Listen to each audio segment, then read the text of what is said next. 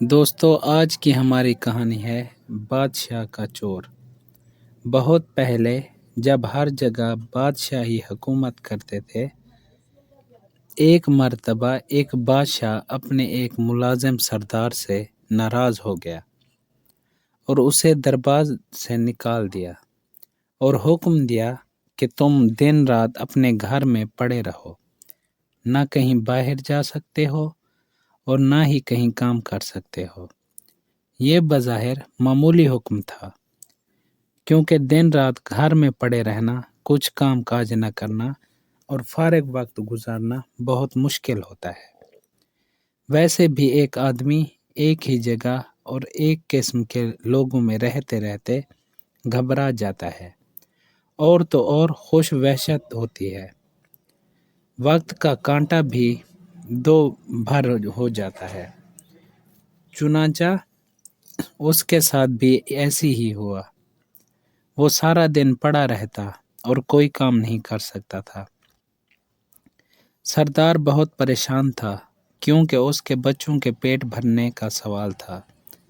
جب وہ گھر سے باہر قدم نہیں نکالے تو بیوی بچوں کو کیا کھلائے گا؟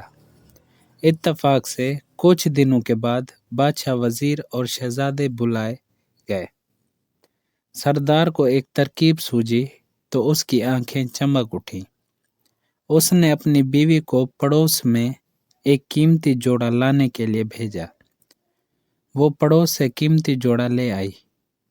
سردار نے مانگے کا قیمتی جوڑا جلدی سے زیب تن کیا اور گھر سے نکل پڑا اور شان سے چلتا ہوا شاہی دربار میں جا پہنچا۔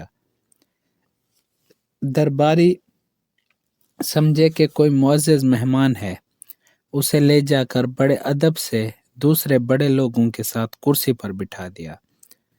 سردار گردن اکڑ اکڑ کر کرسی پر بیٹھ گیا۔ دوبارہ شروع ہوا۔ جشن کی تمام رسمیں ادا کی گئیں اور اس کے بعد دسترخوان پر اعلیٰ قسم کے کھانے رکھے گئے۔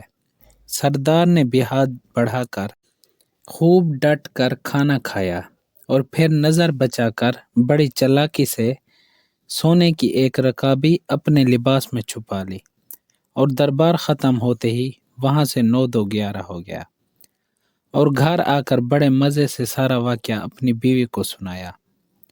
اس کے بعد اس کی بیوی بازار جاتی اور سونے کی رکابی کا ایک ٹکڑا کاٹ کر فروخت کر کے کچھ رقم لے آتی۔ یوں سردار کی زندگی آرام سے گزرنے لگی اور پریشانی دور ہو گئی۔ ادھر دربار کے ملازموں نے دیکھا کہ سونے کی ایک رکابی کم نکلی ہے تو بیچارے بہت گھبرائے اور رکابی ڈھونڈنے کے لیے ادھر ادھر دوڑنے لگے۔ بادشاہ نے ان کی حالت دیکھ کر کہا، تم سب کیوں پریشان ہو؟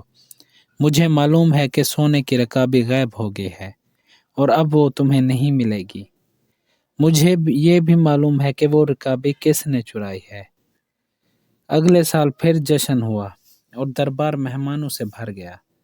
جشن کے اختتام پر مسلمانوں کو کھانا دیا گیا۔ سردار اس موقع پر بھی موجود تھا۔ کھانا کھانے کے بعد پھر اس نے نظر بچا کر بڑے اطمینان سے ایک سونے کی رکابی اپنے لباس میں چھپا لی۔ دربار ختم ہوا تو مہمان جانے لگے تو سردار بھی محل کے دروازے سے باہر نکلنے لگا۔ اچانک بادشاہ سامنے آ گیا۔ بادشاہ کو دیکھ کر وہ بہت سٹ پٹایا اور گھبرا کر ادھر ادھر دیکھنے لگا۔ بادشاہ نے ہاتھ بڑھا کر اس کا ہاتھ پکڑا اور کہا، پچھلے سال کی رکابی ختم ہو گئی اور جو پھر ایک اور رکابی لے جانا چاہتے ہو؟ یہ سنتے ہی سردار کے ہوش اڑ گئے اور خوف کے مارے کانپنے لگا۔ آخرکار بادشاہ کے قدموں پر گر پڑا اور کہنے لگا، حضور کے حکم کی تعمیل میں مجھے میرے گھر میں بند کر دیا گیا تھا۔ کئی مہینوں تک پریشان اور تنگ دست رہا۔ آخر مجبور ہو کر یہ نازیبا حرکت کی۔ حضور مجھے معاف کر دیں۔ بادشاہ کچھ دیر سوچتا رہا، پھر کہنے لگا، اچھا، ہم تمہیں معاف کیا اور تمہاری ملازمت بھی بحال کر دی۔ غلطی ہماری ہی تھی۔ ہم نے حکم ہی ایسا دیا تھا کہ آدمی بھوک اور تنگ دستی سے مجبور ہو کر چوری کرنے پر آمادہ ہو جاتا ہے۔ اگر تمہیں گھر میں قید نہ کرواتے تو شاید تم ایسی حرکت کبھی نہ کرتے۔ جاؤ اب ایسی حرکت نہ کرنا۔ چوری بہرحال بری حرکت ہے۔ بادشاہ اور سردار دونوں نے غلطی کی تھی۔ دونوں نے اپنی اپنی غلطی تسلیم کر لی اور ایک دوسرے کا آئندہ کے لیے عبرت حاصل ہو گئی۔